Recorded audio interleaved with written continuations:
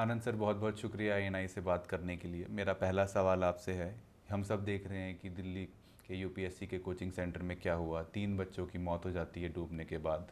बच्चे प्रोटेस्ट कर रहे हैं, धरने पे बैठे हुए हैं। आपका क्या रिएक्शन होगा इस पे?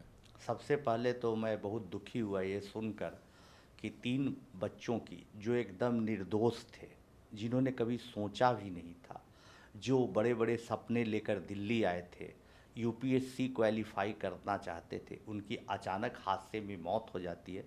इससे बड़ा दुर्भाग्य हम लोगों के लिए क्या हो सकता है। सबसे पहले तो हम उनके माता पिता के प्रति संवेदना व्यक्त करते हैं और भगवान से प्रार्थना करते हैं कि उनकी आत्मा को शांति मिले। सर, दिल्ली में नहीं, पटना में भी 3,000 जो कोचिंग सेंटर्स हैं उनकी सेफ्टी को भी लेकर सवाल उठे हैं। पटना का एक फेमस टीचर है, उनका भी कोचिंग सेंटर है, वो भी सील कर दिया गया है, बंद कर दिया गया है। तो दिल्ली, पटना, कोटा, हर जगह बच्चों की सेफ्टी के साथ खिलवाड़ हो रहा है। सेफ्टी को ताक पे रख के उन्हें पढ़ाया जा रहा है। दरअसल में क्या होता है कि जब इस तरह की दुर्घटनाएं होती हैं तब लोगों का ध्यान जाता है। ये तो सरकार की जिम्मेवारी है, उनकी नैतिक जिम्मेवारी की टाइम टू टाइम इसको चेक करते रहें, इसका इंस्पेक्शन करते रहें कि कहाँ चीज़ें खराब हो रही हैं। और तमाम जो कोचिंग संचालकगण हैं उनसे भी मेरी करबद्ध प्रार्थना है कि बहुत जल्दीबाजी न करें, तुरंत पैसे आ जाएं इसका भी कुछ उपाय न करें, धीरे धीरे आराम से पढ़ाएं और कम बच्चों को पढ़ाएं, जिनको बैठने की सुविधा हो, बाथरूम की सुविधा हो, टॉयलेट की सुविधा हो, तमाम सुविधाएं, आने जाने बाहर की सुविधा हो। तो इसका ख्याल रखना बहुत ज़रूरी है। ऐसी नहीं कि मैं अपनी कोई बड़ाई कर रहा हूँ, प्रशंसा कर रहा हूँ। आज 2 दशक से भी ज़्यादा हो रहे हैं मैं एक शिक्षक के तौर पर पढ़ाते आ रहा हूँ और मशहूर भी रहा। 2008 में जब डिस्कवरी चैनल मेरे जीवन पर फिल्म बनाई, कई बार टाइम मैगजीन ने दी बेस्ट ऑफ एशिया 2010 में किया, उस जमाने से आज तक फिल्म रिलीज हुई और बहुत बहुत सारी उपलब्धियां की। हमारे बच्चे पढ़ के बाहर बाहर गए, बड़े बड़े जगह पर, बड़े बड़े देश में, यहाँ भी आईएएस आईपीएस बने, बड़े बड़े जगहों पर भी बड़े बड़े पोजीशन पर गए। इन तमाम उपलब्धियों के बाद भी बहुत सारे प्रलोभन हमारे पास आए, बहुत सारे इन्वेस्टर आए कि भाई आप ऐसा करिए कि आप फ्रेंचाइजी बांटिए, इसका एक मॉडल बनाइए।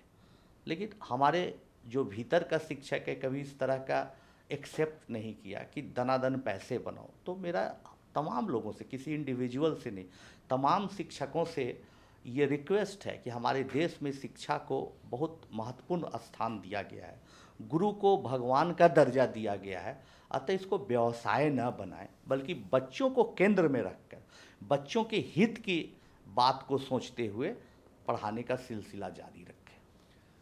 आनंद सर, फीस को लेकर भी बहुत सारे सवाल उठ रहे हैं। यूपीएससी कोचिंग की फ़ीस को लेकर जो 2 से ढाई लाख होती है, उसके बाद पीजी का पैसा होता है, रहने का पैसा होता है, खाने का पैसा होता है। एक गरीब परिवार से आया हुआ साधारण सा इंसान इसको अफोर्ड नहीं कर सकता है। 80 से 90% जो बच्चे हैं वो इस फीस को नहीं दे सकते हैं। वो अपना घर गिरवी रख के आते हैं, भैंस बेच के आते हैं, ज़मीन बेच के आते हैं। आप इस पर क्या कहना चाहेंगे कि जो ये कोचिंग सेंटर्स हैं वो मनी मेकिंग फैक्ट्रीज बन गए, इनका मकसद है बस पैसा कमाया जाए?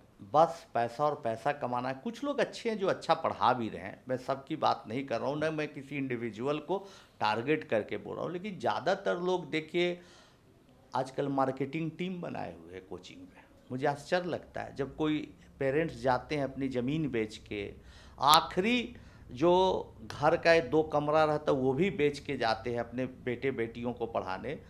तो उनको चाय पिलाते हुए आपस में लोग बात करते, क्लाइंट आया है।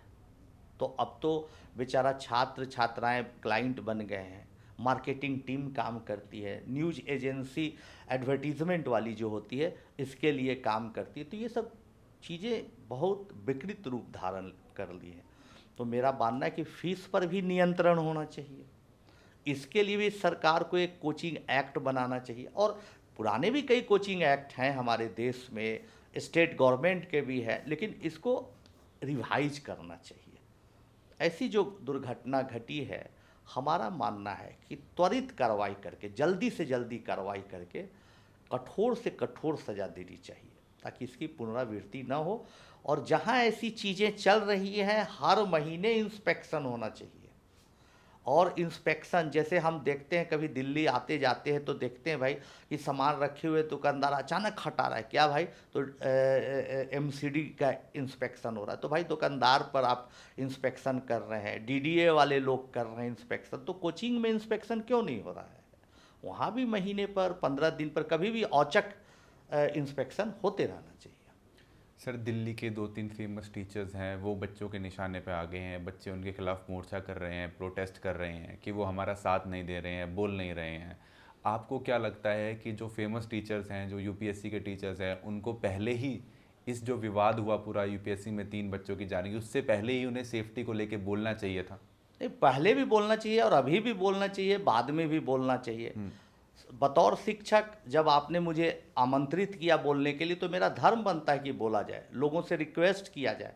मैं किसी के खिलाफ नहीं हूँ, लेकिन मैं सबको यही सलाह देता हूँ कि आप बोलिए, अगर आप गलतियाँ आपसे हुई हैं तो उसको स्वीकार करिए और उसके सुधार के इंतजामात करिए। ऐसी बात नहीं है कि हम गलती ना माने, हर इंसान से गलती हो सकती है, भूल हो सकती है, तो उसको सुधार कर स्वच्छ वातावरण बना के जो कानून के दायरे में चीज़ें होती है उसको करते हुए आगे बढ़िए। सर, एडवर्टीजमेंट का भी बहुत बड़ा रोल होता है। अखबार के फ्रंट पेज पर ये लोग डेली, जो कोचिंग सेंटर्स हैं, डेली एडवर्टीजमेंट देते हैं, उस पर लाखों करोड़ों रुपए साल के खर्च करते हैं, लेकिन बच्चों की सेफ्टी पे कोई ध्यान नहीं रखा जाता। जो रियल सक्सेस रेट रहती है उसको छुपाया जाता है, टॉप रैंकर्स को खरीदा जाता है, उनकी फ़ोटोज़ को छापा जाता है, और जो गरीब तबके के बच्चे आते हैं उन्हें बरगलाया जाता है कि हमारे यहाँ पे इतना सक्सेस रेशो है और हमारे आप यहाँ पे आइए और पढ़िए।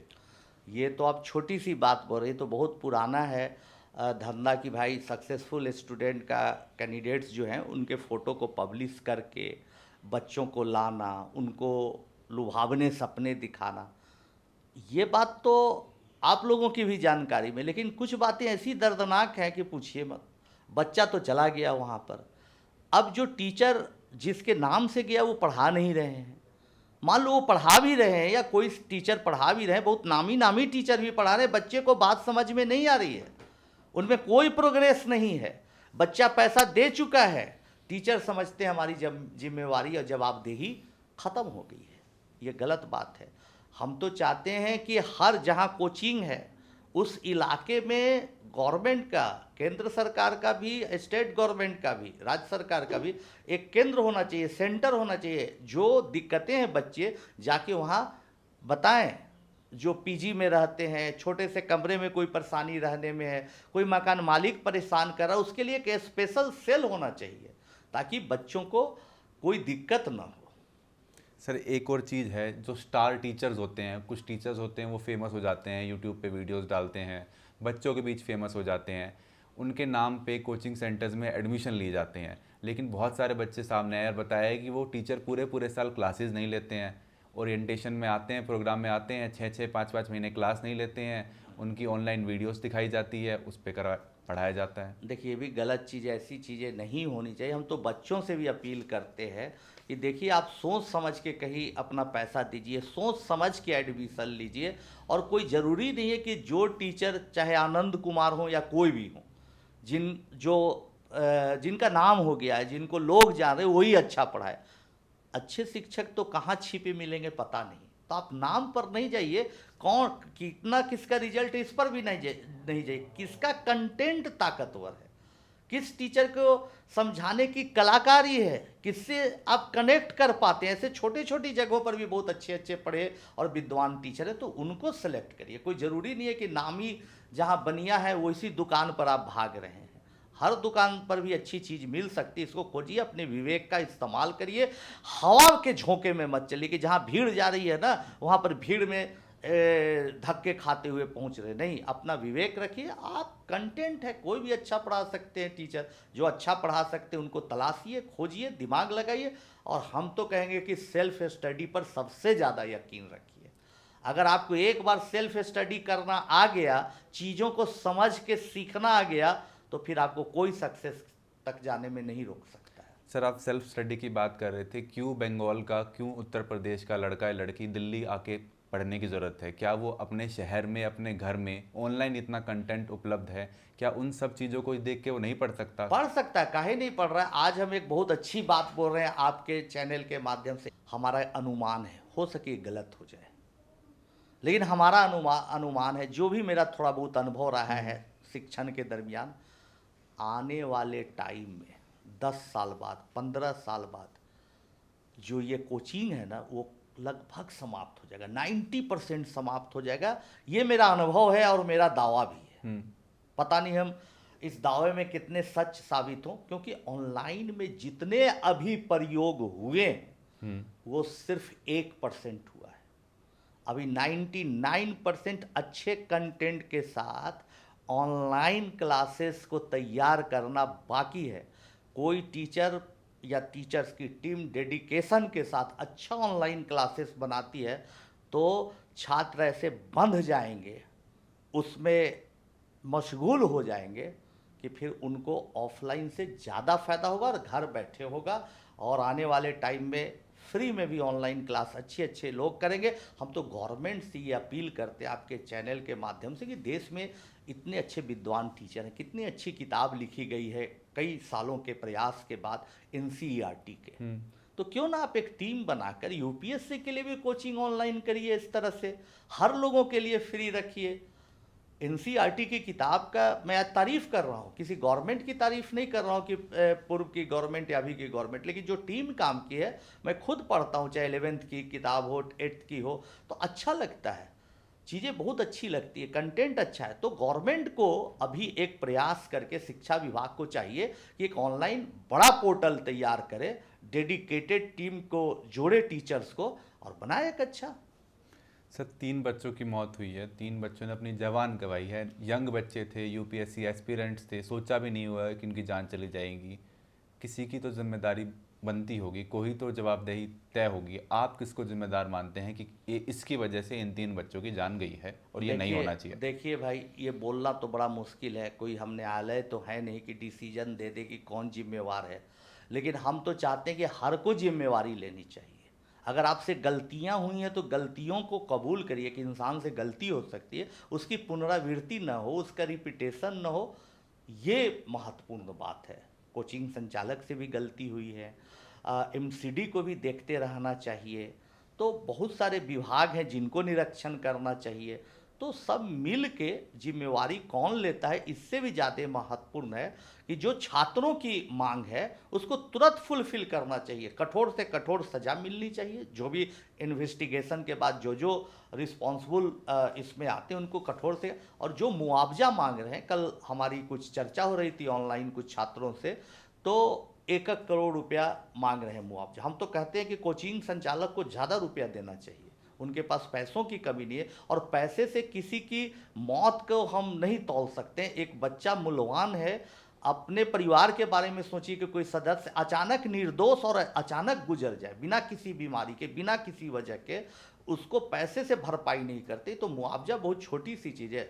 सरकार को भी आगे आके, चाहे स्टेट गवर्नमेंट को भी, केंद्र सरकार को भी, कोचिंग संचालक को और ऐसे कोचिंग संचालक जो आसपास से सब मिल के जितना ज़्यादा से ज़्यादा है उनके मुआवजा देना चाहिए, उनके भाई बहन को पढ़ने की सुविधा देनी चाहिए, आपस में ऐसे सुधार करने चाहिए ताकि ऐसी घटना की पुनरावृत्ति कभी ना हो। दिल्ली, कोटा, पटना, सर हज़ारों कोचिंग सेंटर्स हैं, लाखों बच्चे पढ़ते हैं, हज़ारों पीजी हैं, सेफ्टी नॉर्म्स की धज्जियां उड़ाई जाती हैं, लेकिन वो सब क्यों कोचिंग सेंटर्स में जा रहे हैं? क्या हमारी एजुकेशन सिस्टम है, शिक्षा प्रणाली है, ये उसका फेलियर मानते हैं कि बच्चों को स्कूल से इतनी अच्छी शिक्षा नहीं मिलती है कि उन्हें कोचिंग सेंटर में जाके पढ़ना पड़ रहा है? देखिए, ये बहुत बड़ा लंबा विषय है, फिर भी समझने का प्रयास करिए। जो हमारे कोर्सेज हैं, या तो बच्चा जब ग्रेजुएशन करता है तब, या आईआईटी की तैयारी करता है +2 में तब, या नीट की तैयारी, तो जो क्वेश्चन पेपर हैं, ठीक है, और ये कॉम्पिटिटिव एग्जामिनेशन के जो हमारे बोर्ड के क्वेश्चन पेपर, उसमें बहुत बड़ी खाई है, गैप है, और इस गैप को भरने के लिए ही कोचिंग का व्यवसाय रीजन बनता है, कारण बनता है। तो मेरा मानना है कि इस पर पुनर्विचार करना चाहिए। अभी हमारी बातचीत हो रही थी 4 महीने पहले गवर्नमेंट ऑफ इंडिया के कुछ बड़े ब्यूरोक्रेट से, तो वो लोग प्रयास कर रहे हैं कि कैसे आईआईटी का, नीट का क्वेश्चन का लेवल को इस तरह से रखा जाए, और हमने रिक्वेस्ट भी किया ताकि गरीब गांव का बच्चा सेल्फ स्टडी करके भी वहां तक पहुंच सके। तो हम लोग क्वेश्चन के लेवल की भी चर्चा करें, और स्कूल की पढ़ाई, खासकर गवर्नमेंट की स्कूल की पढ़ाई और दुरुस्त होनी चाहिए। टीचर्स को ट्रेनिंग मिलते जाना चाहिए, जो अच्छा काम करे उनको इंक्रीमेंट देना चाहिए, बच्चों से फीडबैक लेके उनको प्रोत्साहित किया जाए, ऐसा प्रावधान होना चाहिए। तो स्कूल की पढ़ाई भी अच्छी हो, टीचर्स ट्रेनिंग भी हो और क्वेश्चन का लेवल को मैच किया जाए जो हमारा रेगुलर कोर्स है उसके क्वेश्चन से।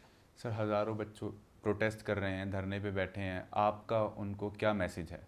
हम मैसेज देते हैं बच्चों को कि हमारी सहानुभूति आपके साथ है, मैं बहुत दुखी हूँ, मैं आपके साथ हूँ, आप अपने दोस्तों के लिए जो कर रहे हैं बहुत अच्छा कर रहे हैं, लेकिन शांति से काम करें और अपनी पढ़ाई पर भी ध्यान दें और कहीं गलत जगह कभी भविष्य में ऐसा देखे तो उसका विरोध उसी समय करें। घटना घट जाने के बाद कभी विरोध करने से फ़ायदा नहीं। और बच्चों के तरफ से हम सरकार से रिक्वेस्ट कर रहे हैं, कोचिंग संचालकों से रिक्वेस्ट कर रहे हैं कि जल्दी से जल्दी उनको मुआवजा मिले और जो भी गलतियां हुई हैं वैसी गलती की पुनरावृत्ति ना हो, ताकि बच्चे आराम से पढ़ाई लिखाई कर सकें। सर, जब हम टॉप रैंकर्स देखते हैं, आईआईटी हो गया या आईआईएम हो गया या फिर यूपीएससी हो गया, उनमें से बहुत कम ऐसे बच्चे हैं जो सेल्फ स्टडी से पढ़ के आते हैं। एक कल्चर बन गया है कोचिंग सेंटर का, पेरेंट्स भी पुश करते हैं, फैमिलीज़ भी पुश करते हैं अपने बच्चे को कि कोचिंग सेंटर में जाओ। कोई बच्चा सेल्फ स्टडी करना भी चाहता है,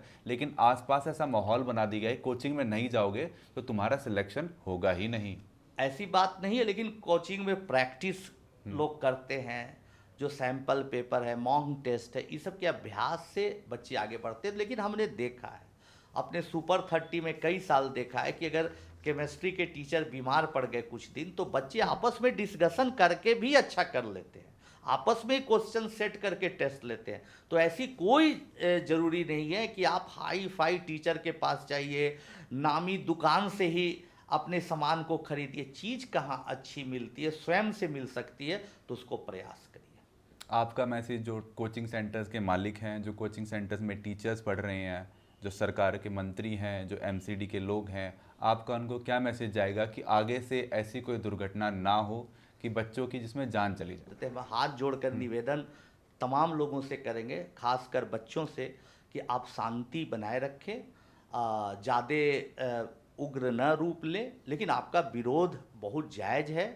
और फिर हम रिक्वेस्ट करेंगे कोचिंग संचालकों से, जहां घटना दुर्घटना हुई है उनसे तो करेंगे ही, उनके आसपास के भी लोग जो बहुत फेमस हुए हैं, बहुत पैसे कमाए हैं, देर ना करें।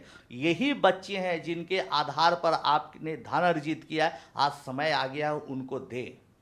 और आज समय आ गया जो पैसे आप कमाए हैं उसको अपने इंफ्रास्ट्रक्चर पर लगाएं, उसे बड़ा करें, और ताकि कोई ऐसी दुर्घटना न घटे। एमसीडी को, सरकार को मैं ये रिक्वेस्ट करूंगा कि आपस में कोई बयानबाजी किए बगैर, एक दूसरा पर आरोप प्रत्यारोप लगाए बगैर, बच्चों के हित में क्या कर सकते हैं आप लोग, क्या सुधार कर सकते हैं ताकि ऐसे हादसे फिर न हो, इसका प्रयास करिए। और आपके चैनल से हम लास्ट में ये बोलना चाहेंगे कि जो घटना हुई उसके लिए हम बहुत दुखी हैं। हर शिक्षक का ये धर्म होना चाहिए। हमारे पिताजी सिखाते थे, जब हमने पढ़ाना शुरू किया स्टूडेंट लाइफ में, तो हमारे फादर कहते थे कि तुम किस मकसद से पढ़ाते हो? तो हम बोलते थे कि पिताजी हमारा मकसद है, कोई बच्चा में प्यास है ज्ञान के प्रति, उसका कोई कन्फ्यूजन है, कोई कॉन्सेप्ट नहीं समझ रहा, उसको समझाने के मकसद से पढ़ाते हैं। पैसा कमाना ही सिर्फ एक मकसद हो जाता है जहाँ वहाँ चीज़ें खराब होती। इसलिए तमाम शिक्षक जनों से, कोचिंग संचालकों से निवेदन है कि ये मकसद छोड़कर बच्चों के हित में काम करें।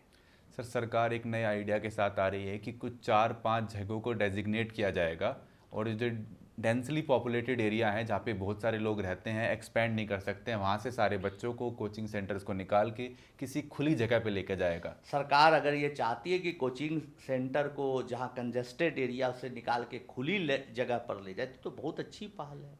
ऐसा होना चाहिए, उनको हॉस्टल प्रोवाइड करना चाहिए। हम तो कहेंगे सरकार चाह लेगी तो क्या नहीं होगा, मिलजुल कर कुछ प्राइवेट शिक्षक को जोड़कर, हम लोग जैसे टीचर भी कभी कभी कंट्रीब्यूट कर देंगे, सब मिलजुल कर एक कोचिंग बनाया जाए बच्चों को, जो और उसको ऑनलाइन पोर्टल तैयार किया जाए, ज़बरदस्त किया जाए एनसीईआरटी के तर्ज पर। और देखिए देश में बहुत सारे लोगों को कोचिंग की ज़रूरत ही नहीं पड़ेगी। सर, बेसमेंट में पढ़ाने को लेकर भी बहुत सारे सवाल उठे हैं। अभी आज सुबह जयपुर से खबर आ रही है 3 लोगों की मृत्यु हो गई है, वाटर लॉगिंग की वजह से बेसमेंट में। आप बेसमेंट में पढ़ाने को कैसे देखते कि कंप्लीट बैन कर देना चाहिए या बहुत सारे एनओसी होना चाहिए, रेगुलेशंस होना नहीं चाहिए? नहीं, बेसमेंट में पढ़ाना एक तो ज़मीन से नीचे एकदम बैन कर देना चाहिए हमारे समझ से। हम्म। और जो मापदंड होने चाहिए कोचिंग सेंटर्स के, कितना स्क्वायर फीट में, कितने मीटर्स में बच्चे बैठेंगे, कितने दरवाजे होने चाहिए बाहर जाने के, ये तमाम चीज़ों का पालन होना चाहिए। और समय समय पर औचक निरीक्षण जरूर होना चाहिए।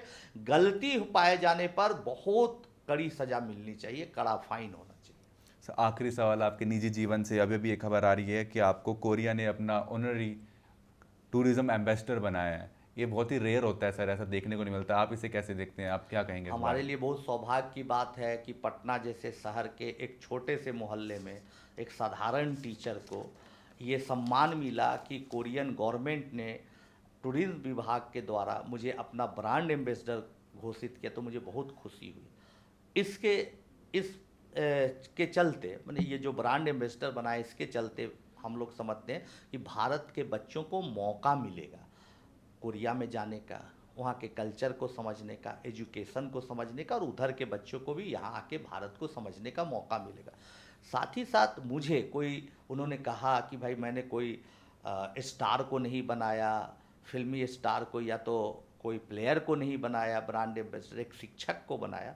तो उन्होंने शिक्षकों का सम्मान बढ़ाया, सिर्फ मेरा नहीं बल्कि देश के उन तमाम शिक्षकों का सम्मान बढ़ाया जो बच्चों के लिए लगातार काम कर रहे हैं। बहुत बहुत शुक्रिया सर, बहुत बहुत बहुत शुक्रिया एएनआई से बात करने के लिए। धन्यवाद। धन्यवाद।